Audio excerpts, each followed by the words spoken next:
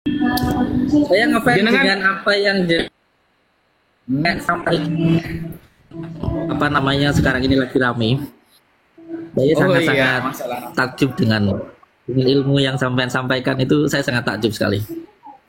Waduh, enggak Gus, biasa aja. Sebenarnya biasa aja Gus. Cuma musuhnya memang bego-bego.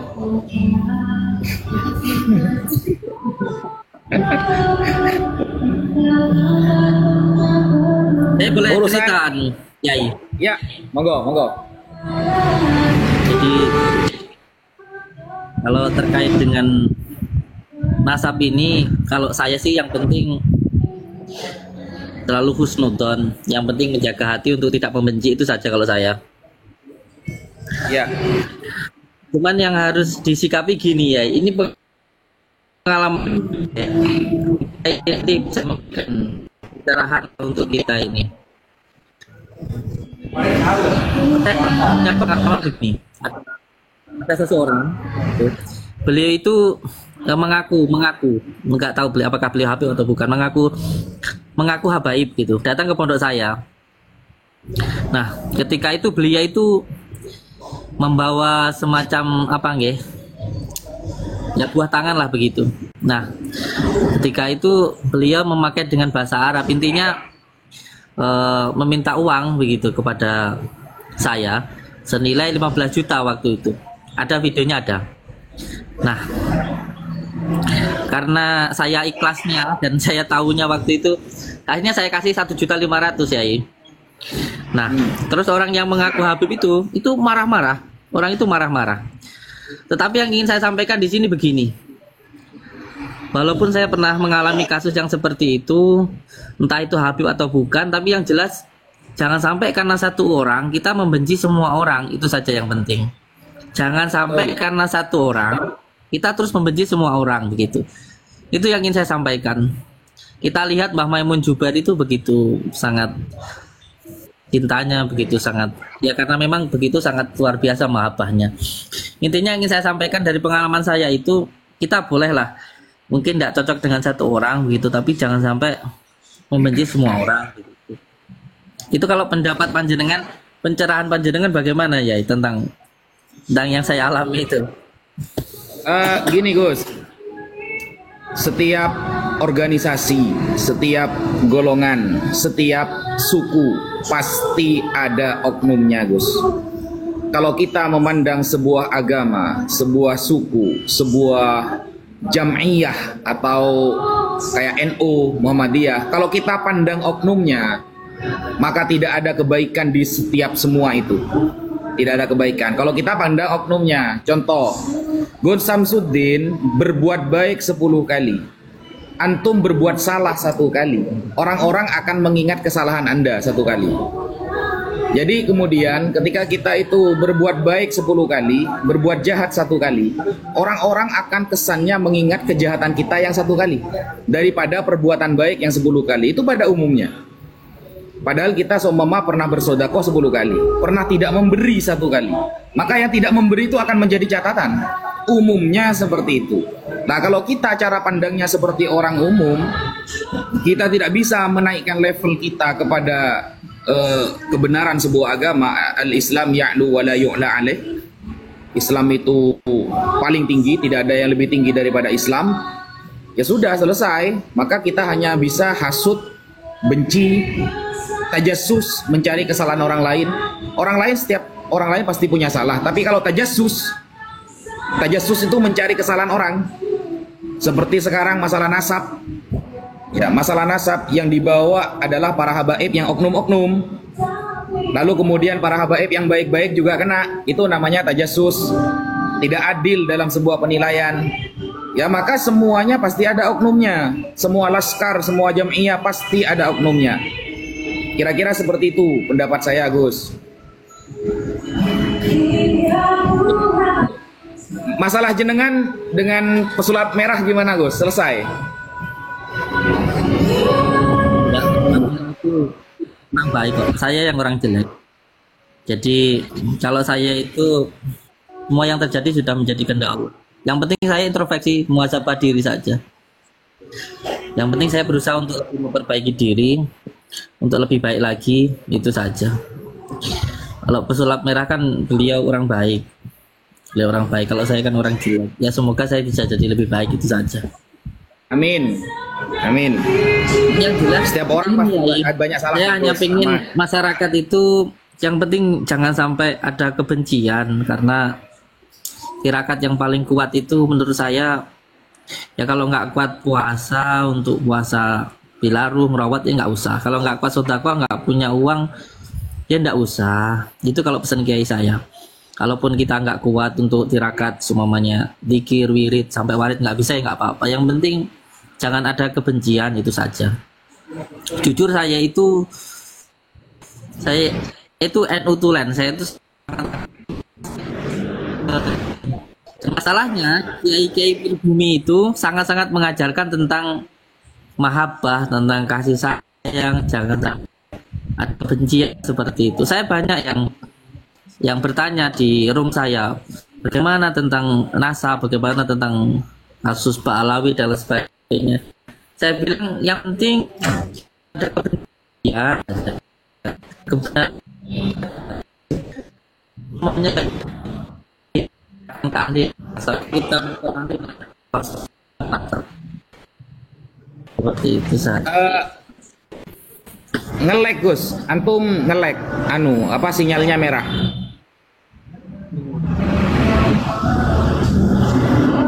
Gigi. Banyak yang bertanya ke saya tentang Pak Awi, tentang kebencian. Saya itu memang saya itu sangat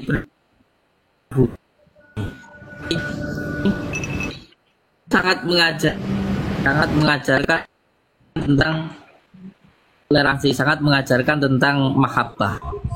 Jadi kita derek, kalau saya itu cuma gandol sarungnya kiai-kiai saya gitu aja.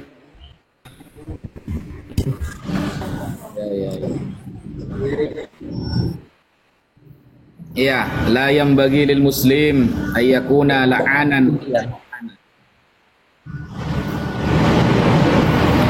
Jadi umat Islam itu seharusnya ruhama'u bainahum, saling menyayangi antara sesama umat Islam, wa asyidda'u 'alal kuffar, dan tegas melawan orang kafir. Sehingga sejauh ini konten saya Gus diskusi lintas agama, bukan lintas iman antar sesama umat Islam. Karena kata Nabi, man salimal muslimun min yadihi walisani. Orang Islam yang afdol, yang utama adalah orang Islam yang menjaga lisan dan tangannya untuk tidak menyakiti sesama umat Islam. Seperti itu.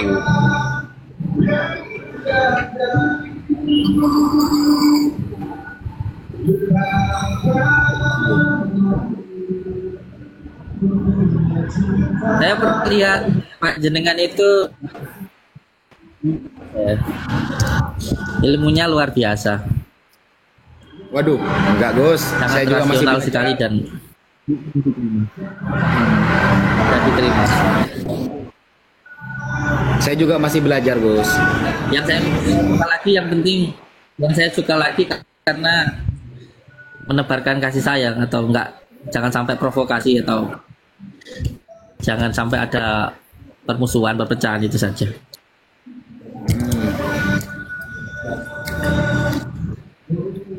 Rugi Gus, hidup satu kali, Kapan-kapan kerjaannya saya kalau siap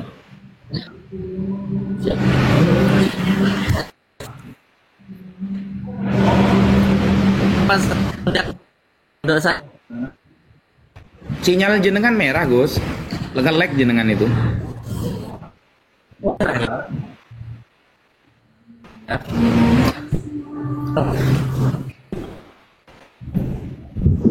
Yang nge-lag saya apa Gus Samsudin teman-teman? soalnya saya di Lampung ini. Iya. Iya, soalnya di Lampung, jadi sinyalnya nge-lag. Ada di kampung kayaknya ya jenengan ya? Ada di kampung kayaknya. Iya, kamu ya. Jadi kan.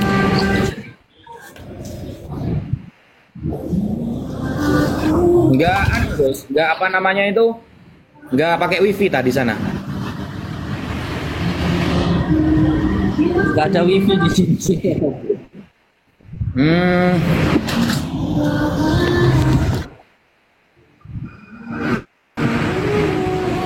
Yang terpenting saya terpesan lanjutkan, jangan ada kebencian, yang terpenting kasih semuanya. Kalau ada provokasi, yang penting dilandasi dengan mahabbah, itu saja, dilandasi dengan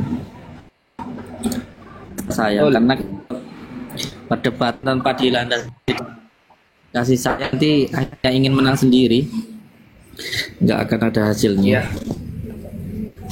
ya, tuh Kiai Imad itu memandang kita sebagai musuh, makanya dia tidak pernah datang ketika diskusi. Andaikan dia memandang kita adalah saudara yang ingin meluruskan statementnya, maka selamanya dia tidak akan lari dari perdiskusian. Ketemu saja, diskusi saja. Karena dari awal sudah menganggap musuh, sehingga ada rasa takut kalah kan. Coba kita dianggap saudara yang sedang ingin membahas sesuatu ilmu yang sedang dipelajari, ya saya kira santai-santai saja.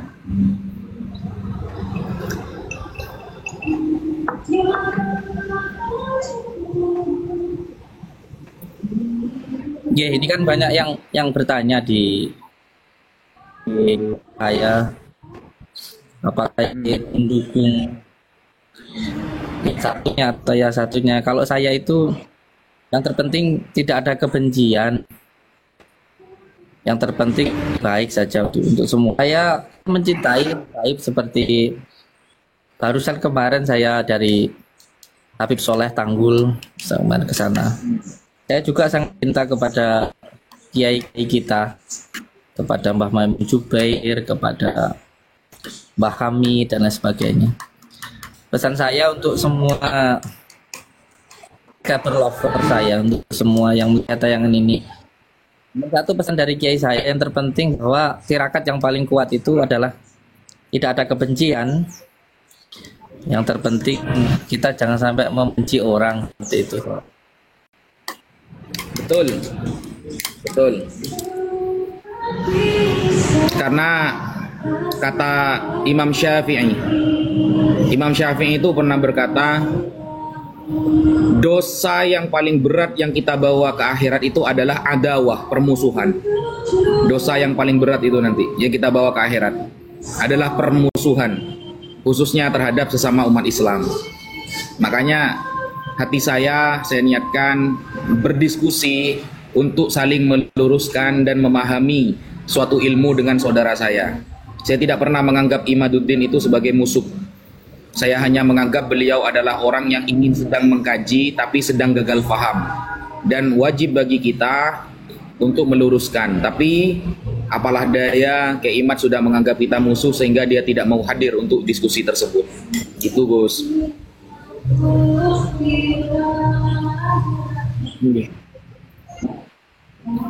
Oke, seperti yang tadi saya sampaikan di sini, ada yang bilang kalau cerita saya tadi ngarang.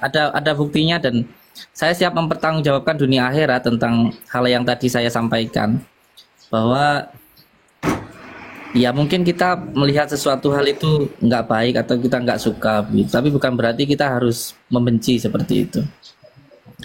Mungkin saya paham dengan yang dirasakan oleh saudara-saudara kita, dengan mungkin ada kejadian 1, 2 atau mungkin oknum yang berbuat kita nggak suka atau nggak cocok gitu, sehingga kita timbullah rasa benci itu. Tapi al-ghatab itu kalau menurut saya adalah jalan masuknya syaitan, begitu. Jadi jangan sampai ada kebencian.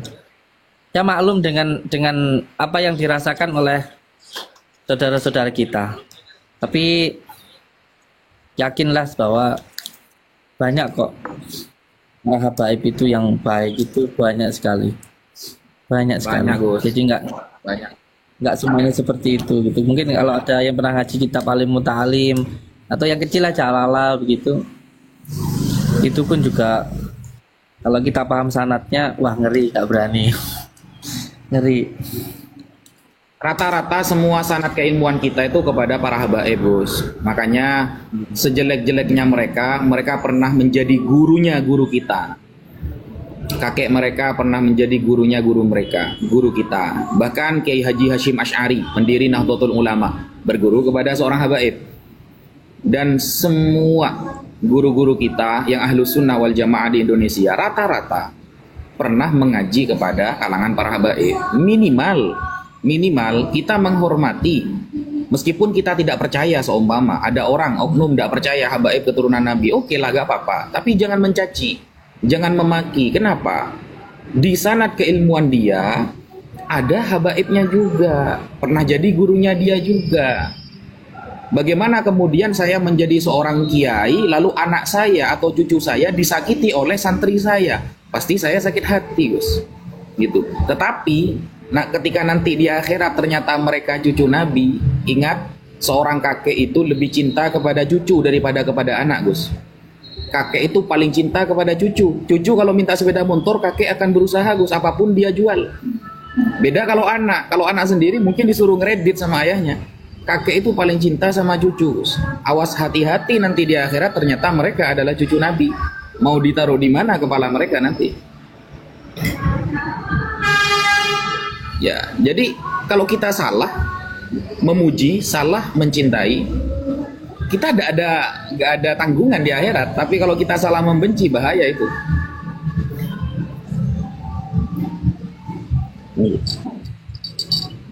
Saya izin bertanya, Yai. Ya. Ini kan yang menjadi masalah kan karena ada beberapa oknum begitu yang membuat masyarakat kita itu tidak suka.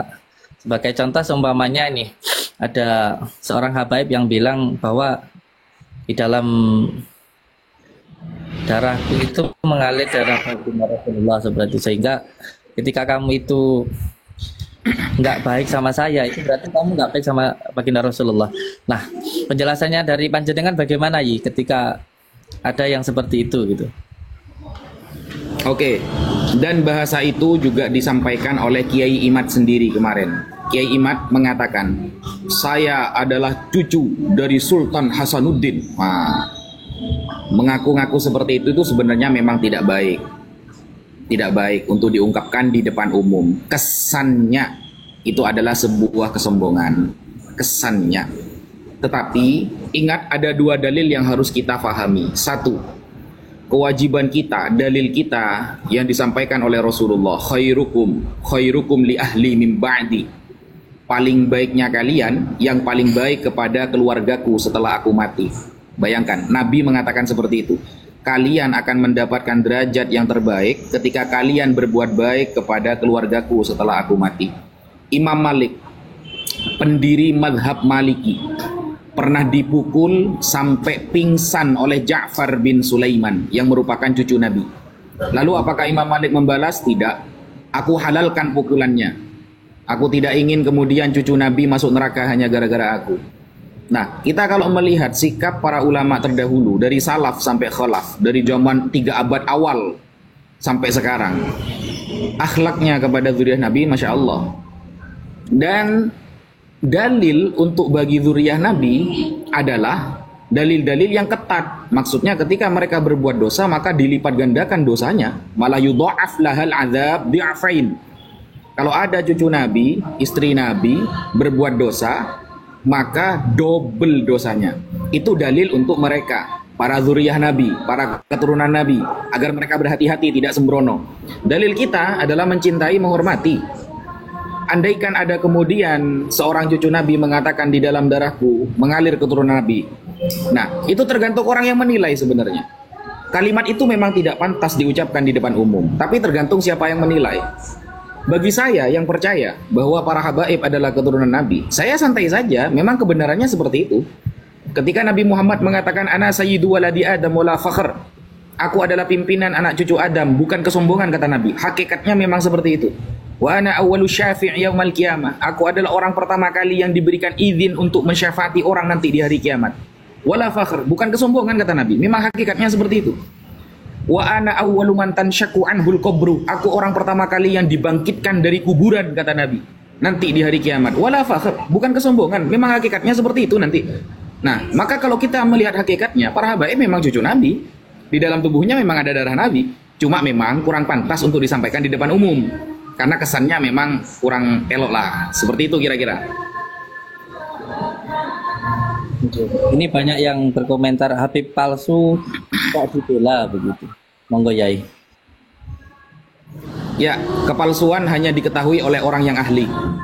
Orang yang sakit gigi hanya ditangani oleh ahli gigi. Orang sakit jantung hanya ditangani oleh dokter jantung. Tidak kemudian kita bertanya biologi kepada anak yang baru kelas 2 SD. Dan saya sebagai orang Islam, Al-Quran tidak pernah menyuruh saya untuk membuka terjemahan. Al-Quran tidak pernah menyuruh saya untuk buka Google. Al-Quran tidak pernah menyuruh saya untuk bertanya kepada orang awam. Tapi apa kata Al-Quran? Fas'alu ahla dzikri in kuntum la ta'lamun. Bertanyalah kepada para ulama ketika Anda tidak faham mengenai Islam, mengenai Al-Quran. Maka ketika para ulama mengatakan bahwa habaib adalah keturunan Nabi, maka kita pasrahkan kepada ahlinya karena kita mengikuti ayat Al-Quran, bukan orang awam. Sekian. Hikmah dari adanya hal ini kalau menurut panjenengan apa ya? Hikmahnya banyak, Gus. Satu, dari kalangan para habaib yang mungkin kemarin sembrono akhirnya tobat. Nah itu ini juga. Dari kalangan para habaib yang mungkin kemarin melakukan kesalahan sekarang lebih berhati-hati. Karena kesalahan mereka akan berdampak kepada para habaib yang soleh-soleh. Para habaib yang kemudian yang soleh, yang ahli sodako, kena juga. Nah, hikmah yang kedua adalah kita tahu bahwa ternyata di Indonesia ada kemudian orang-orang yang mencoba memutus ajaran Islam. Nabi Muhammad sudah menyampaikan, la tunqadhanna urul islami urwatan urwatan. Sungguh ajaran umat Islam ini akan diputus satu demi satu. Fakullama intaqadat urwatun tashabbathan nasu billati taliha. Ketika ada satu ajaran Islam yang sudah diputus, maka orang-orang akan bermusyawarah untuk memutus ajaran selanjutnya. Termasuk ajaran umat Islam adalah mencintai dan menghormati keturunan Nabi Muhammad SAW. Itu mulai diputus sekarang. Ya, kira-kira seperti itu hikmahnya, Gus. Alhamdulillah. Alhamdulillah. Hanya untuk semua yang bertanya ke saya tanyakan ke beliau karena beliau ahlinya. Kalau saya itu bukan ranah saya untuk memberikan komentar, saya serahkan ke beliau, ke ahli. Termasuk juga nanti saya akan tanya ke Yai Saifuddin Rohman. Nanti juga insya Allah akan saya up di channel YouTube saya, gitu. Karena saya bukan ahlinya dalam hal semacam ini. Intinya kalau saya itu yang penting jangan ada kebencian, itu saja sudah. Betul. Saya cinta semuanya, terutama juga kepada kiai-kiai saya, kiai-kiai yang ada di Nusantara ini saya sangat cinta sekali, dan beliau sangat mengajarkan sekali untuk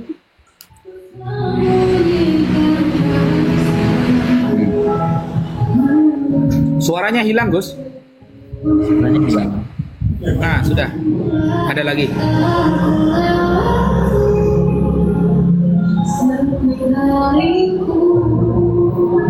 Ya, kira-kira seperti itu teman-teman. Jadi kita mengikuti para ahli itu bukan kita fanatik buta, justru itu perintah Al-Quran. Perintah Al-Quran, bertanyalah kepada ahlinya. Ada ahli ulama nasab, ada ahli ulama masalah akidah, ada ulama ahli fikih, ada ulama ahli sejarah. Jadi ulama itu sudah ada tupoksinya masing-masing. Jadi tidak mungkin kita sakit jantung datang ke dokter gigi, tidak mungkin. Jadi makanya ada ulama ahli nasab, ya sudah kita bertanya kepada ulama ahli nasab. Itu tidak menunjukkan kemudian kita itu fanatik buta, tidak. Menyerahkan urusan kepada ahlinya itu jauh lebih selamat daripada menyerahkan sebuah urusan bukan yang ahli di bidangnya. Makanya para ulama ini ada tupoksinya masing-masing, ada bagiannya masing-masing, dan kita bertanya sesuai dengan tupoksi beliau semua. Dan itu adalah perintah Al-Quran. Yang tidak mau mengikuti ulama, ya berarti tidak mau mengikuti Al-Quran. Bahkan Imam Syafi'i setelah menghatamkan Al-Quran 300 kali, saudara, beliau menemukan satu ayat di dalam surah An-Nisa ayat 115. Itu dalil kita wajib mengikuti ulama, ijma' ulama, kesepakatan para ulama. Ayatnya berbunyi, wa may yusyakikir rasul, barang siapa yang menentang Nabi Muhammad mim ba'di ma tabayyana lahul huda, setelah Islam datang kepadanya, wa yattabi' ghaira sabilil mu'minin, dan tidak mengikuti jalan-jalan orang yang beriman, yaitu para ulama, nuwallihi ma tawalla wa nuslihi jahannam wa sa'at masira, maka tempat kembalinya adalah neraka jahannam. Itu Imam Syafi'i menemukan satu ayat itu setelah beliau menghatamkan Al-Quran 300 kali, saudara. Itu disebutkan oleh Al-Imam Fakhruddin Ar-Razi di dalam kitab tafsirnya Mafatihul Ghaib. Jadi kata Rasulullah itu sudah bilang, inilah akhsha alaikum an tusyriku ba'di. Aku tidak khawatir kalian umat Islam akan syirik semua. Jadi kalau ada kemudian golongan yang bilang dikit-dikit syirik, dikit-dikit murtad, itu nggak betul. Kenapa? Sudah ada garansi dari Rasulullah. Rasulullah tidak khawatir kita akan syirik semua. Tidak mungkin terjadi itu. Walakin akhsha alaikumud dunya, tetapi yang aku khawatirkan atas kalian adalah dunia. Antanafasu fiha fataktatilu, kalian berlomba-lomba mencarinya sampai kalian saling membunuh. Sekian. Alhamdulillah. Untuk semua saudara-saudara, saya sangat paham sekali dengan apa yang panjenengan rasakan, karena seperti yang tadi juga saya sampaikan, saya pernah mengalami hal-hal yang nggak enak yang pernah saya alami, tapi bukan berarti itu menjadi fondasi, menjadi landasan untuk kita membenci para habaib seperti itu. Saya paham yang beliau ini rasakan itu seperti itu. Seperti yang tadi saya sampaikan, ada buktinya, ada anak saya ini, Mas Dani ini, ya kan? Waktu itu juga ada videonya begitu. Jadi pernah ada habaib yang datang, saya ulangi lagi, pernah ada habaib yang datang, oknum ya, mengaku habaib begitu. Terus minta uang ke saya 15 juta. Waktu itu saya kasih 1.500.000 ya. Marah-marah sampai akhirnya saya sempat dibentak ya, sempat kita ribut di depan jamaah saya. Nah, dengan kejadian seperti itu bukan berarti terus itu kita itu membenci semua para habaib, bukan. Yang terpenting buat semua saudara-saudara saya, jangan sampai ada kebencian dengan siapapun. Jangan sampai ada kebencian dengan siapapun, itu saja. Ya sama Gus. Saya juga pernah ada seorang kiai Nusantara yang mungkin paling Nusantara lah ya. Kiai atau ustadz yang ngaku-ngaku pribumi minjem uang ke saya, mungkin sampai bertahun-tahun tidak dikembalikan gitu.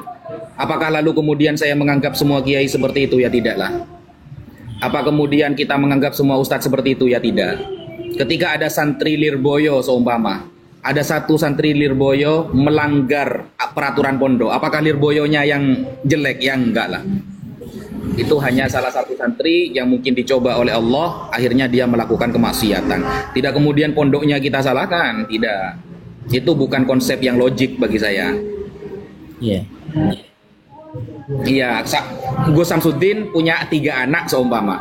Ada satu anaknya yang nakal, apakah semuanya dianggap nakal? Kan enggak juga, Gus. Iya. Ya, alhamdulillah ada kesempatan untuk ngaji sama beliau ini, jadi live kita itu tidak sia-sia gitu. Mungkin sekali 2 kali kita ngelihat orang dangdutan joget-joget gitu, tapi juga ada waktunya juga kita nonton TikTok ini, ngeliat TikTok itu ada ilmu yang kita dapatkan itu. Ya walaupun terkadang kita maksiat, tapi jangan sampai kita itu nggak mau taat gitu. Itu pesan dari kiai saya, bahwa walaupun terkadang kita maksiat ya, entah sengaja atau nggak sengaja, namanya orang hidup, tetapi jangan sampai kita itu hanya karena masih melakukan maksiat terus nggak mau taat, nggak mau sholat begitu. Ya seperti ini juga terkadang nonton TikTok ada jadi ada ilmu yang kita dapatkan, terutama dari beliau ini. Monggo dilanjutkan ya, pripun selanjutnya, monggo. Saya tak Ya, der- yang penting sholat dan sholawat, Gus. Yang penting sholat, sholawat itu jangan dilupakan. Karena orang yang paling bakhil, orang yang paling tidak dermawan, orang yang paling bakhil kata Rasulullah adalah orang yang gak bersolawat kepada Nabi gitu.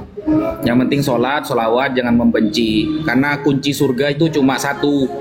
Satu, berbuat baik kepada Allah. Dua, berbuat baik kepada makhluk Allah. Gitu aja. Itu kunci surga itu.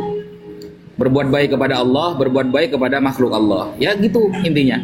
Sehingga kata para sahabat ketika bertanya, apakah agama itu wahai Rasulullah? Rasulullah mengatakan ad-dinu an-nasihah. Agama itu intinya an-nasihah. Nasihah artinya bukan nasihat, bukan. Ini ada sedikit kesalahpahaman ya. Agama bukan nasihat. Nasihat ini maksudnya kata Nabi fi'lul khair. Agama itu intinya berbuat baik kata Nabi. Ad-dinu an-nasihah. Agama itu intinya berbuat baik. Liman kata para sahabat, kita harus berbuat baik kepada siapa ya Rasulullah? Yang pertama lillahi, kepada Allah. Kata Rasulullah, intinya berbuat baik kepada Allah dengan cara tidak mensyirikannya, tidak menyembah selain Dia, dan hanya mentauhidkannya sebagaimana para nabi dulu, tidak menyembah selain Allah. Yang kedua, li rasulihi, berbuat baik kepada Rasulullah dengan mengikuti sunnahnya, apa yang dia diperintahkan, apa yang datang kemudian kepada seorang rasul, dan menjauhi larangan.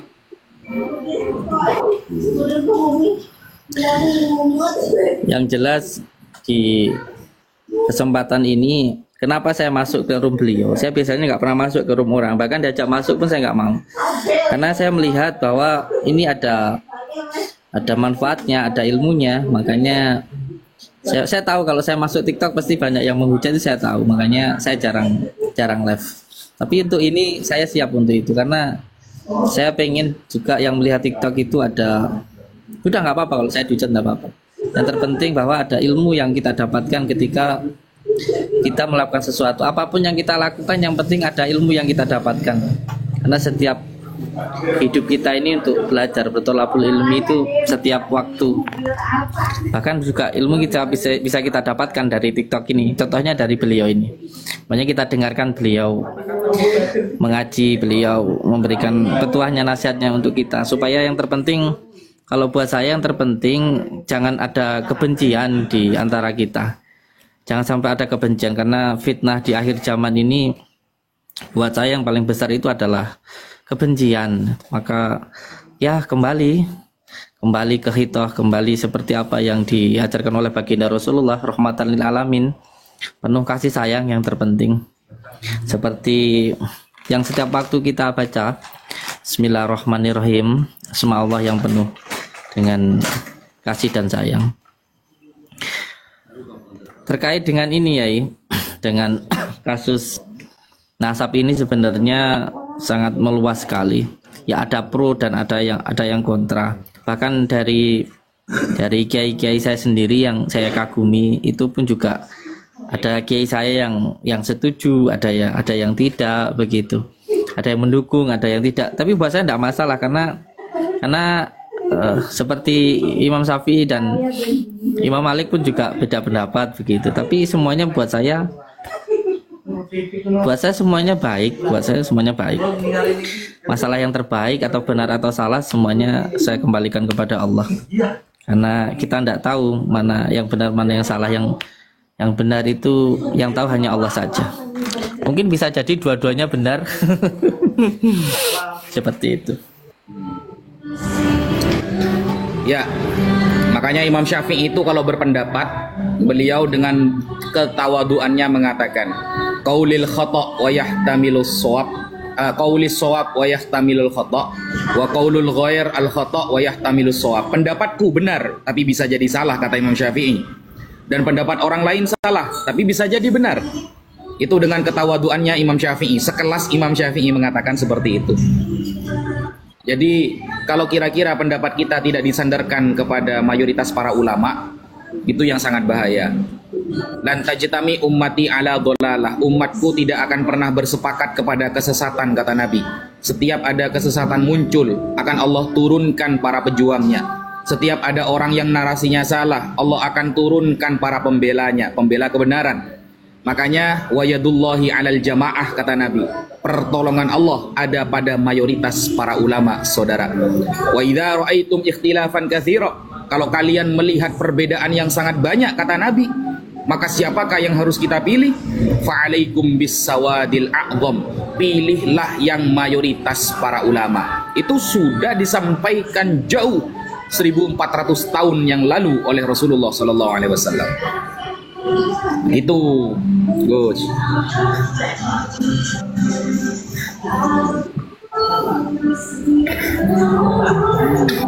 Sudah banyak yang bertanya, jadi dari masalah ini kita bisa mengambil hikmahnya seperti tadi yang disampaikan oleh beliau, Abah Yainya. Beliau tadi menyampaikan bahwa ini pun juga menjadi sebuah teguran supaya mungkin ada beberapa habaib supaya lebih santun lagi, lebih penuh dengan kasih sayang seperti itu. Dan tentunya juga hikmahnya buat kita semuanya ya, jangan mudah untuk terprovokasi, jangan sampai ada kebencian seperti itu. Seperti yang tadi beliau sampaikan itu. Semua hal itu buat saya pasti ada hikmahnya. Setiap kejadian itu pasti ada kebaikannya. Yang terpenting jangan kita itu terprovokasi, jangan kita itu menjadi orang yang mengikuti langkah-langkah setan yang ada kebencian di sana. Yang penting kita jangan membenci, itu saja. Dengan hal seperti ini kita bisa mendengarkan tausiahnya beliau, jadi banyak kiai-kiai yang memberikan ilmunya. Kita sebagai orang awam, kalau saya cukup mendengarkan saja, jadi kita ambil ilmunya saja. Saya juga awam, Gus. Saya itu juga masih belajar. Saya itu masih seorang santri. Makanya setiap saya berpendapat, tidaklah itu menjadi pendapat pribadi, melainkan saya kasih rujukan dari para ulama. Saya hanya seorang santri katro dan deso yang mungkin semua pendapat saya tidak akan pernah terhitung atau dianggap oleh orang. Tapi kemudian apa yang Al-Fakir sampaikan, yang saya sampaikan, saya sandarkan kepada pendapat para ulama agar saya lebih selamat dalam berpendapat. Karena kita yakin saya terutama banyak dosanya. Kita banyak dosanya, wiritan kita gak ada yang istiqomah, sholat pun kita telat-telat. Lalu kemudian kita mau berpendapat sesuai dengan kemauannya sendiri dalam agama, siapa kita? Kalau kata Gus Baha itu, kalau kata Gus Baha, kita ini tidak usah jadi orang yang sok penting gitu loh. Kita ini gak penting sama sekali di agama. Yang penting di agama itu adalah para ulama. Jadi kalau kita kemudian menyandarkan pemikiran kita kepada kita pribadi, itu pemikiran saya, menurut saya, kamu ini siapa? Kata Gus Baha. Yang dianggap oleh Islam ini adalah orang-orang yang intelektual, orang-orang yang belajar. Sehingga hadis dari Nabi itu tolabul ilmi faridotun. Mencari ilmu itu bukan wajib, tapi sangat wajib. Makanya tak yang ada pada lafal faridoh itu bukan tak menunjukkan perempuan, tapi tak bermakna mubalaghah. Faridotun, sangat wajib bagi seluruh umat Islam. Begitu Gus.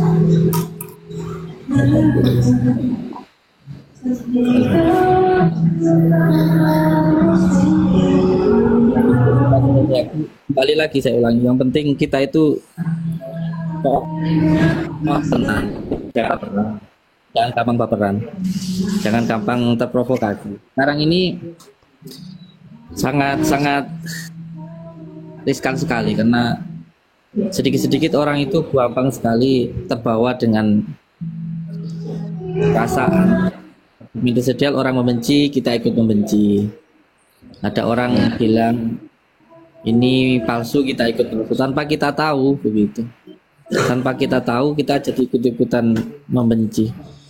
Semoga kita bisa lebih dewasa lagi lah dalam melihat sesuatu itu. Amin. Terakhir Gus, sebelum saya tutup karena saya mau check out dari hotel. Jadi sekarang ini hari Kamis. Ya, hari Kamis ya. Sekarang hari Kamis. Dulu sahabat Abdullah bin Mas'ud setiap hari Kamis memberikan nasihat kepada murid-muridnya. Ini bukan dari saya, tapi dari sahabat Abdullah bin Mas'ud. Setiap hari Kamis beliau menyampaikan kepada santri-santrinya, sayati 'alan nasi zamanun, akan datang sebuah zaman pada manusia, Yang pertama, tumatu fihi shalah. Salat sudah mulai tidak dikerjakan. Banyak orang-orang malas salat. Bahkan ada orang yang mengatakan salat 20 rakaat tarawih sudah diharamkan. Satu, akan datang sebuah zaman kepada kita di mana salat sudah tidak dikerjakan. Yang kedua, wa yushrafu fihil bunyan. Bangunan akan dibangun tinggi-tinggi. Sekarang sudah terjadi. Perhotelan, mall, pasar, semuanya sudah dibangun tinggi-tinggi. Tiga, wa yakthuru fihil halfu wat tala'un. Akan banyak orang yang mudah bersumpah dan mudah melaknat. Dikit-dikit bersumpah, dikit-dikit menghina, banyak terjadi. Kemudian watak suru ar-risha waz-zina. Akan datang sebuah zaman di mana perzinahan, di mana uang suap sudah mulai bertebar di mana-mana. Fa idza ra'aitum dzalika, kalau kalian sampai di zaman itu, kata sahabat Abdullah bin Mas'ud, kalau sampean ada di zaman itu, kata beliau, fannajatu, selamatkan diri kalian, selamatkan diri kalian. Lalu murid-murid sahabat Abdullah bin Mas'ud bertanya, wa kaifa an-najat? Bagaimana kemudian kita cara menyelamatkan diri kalau kita hidup di zaman itu, wahai Abdullah bin Mas'ud? Maka sahabat Abdullah bin Mas'ud mengatakan, kun hilsan min ahlasi baitik wa kuffa yadaka walisanak. Pertama, jangan keluar rumah kalau tidak penting, kata beliau. Kalau bukan karena pekerjaan, kalau bukan karena silaturrahim, kalau bukan karena mencari ilmu dan lain sebagainya, jangan keluar rumah. Wa kuffa yadaka walisanak, dan tahan lisan dan tanganmu, karena kemaksiatan datangnya dari lisan seperti mencaci, membenci, dan datang dari tangan. Itu pesan beliau setiap hari Kamis kepada muridnya ketika kita hidup di zaman tersebut. Sekian, Gus. Sekali lagi saya ucapkan terima kasih Yai atas ilmunya. Semoga bisa bermanfaat untuk kita semua. Dan untuk semua subscriber lover saya yang melihat ini, saya bukan dalam ranah mendukung atau tidak mendukung. Saya tidak ahli dalam hal ini. Serahkan semuanya kepada ahlinya. Pesan saya cuma satu, jangan ada kebencian terhadap siapapun. Penuhi hati kita dengan mahabbah. Lebih banyak bersolawat, itu lebih baik daripada kita berbicara sesuatu hal yang kita nggak tahu ilmunya. Oke, lagi terima kasih Yai. Semoga saya mendapatkan berkah barokah dari panjenengan. Dan terima kasih. Wabillahi taufiq wal hidayah. Wassalamualaikum warahmatullahi wabarakatuh. Waalaikumsalam warahmatullahi taala wabarakatuh.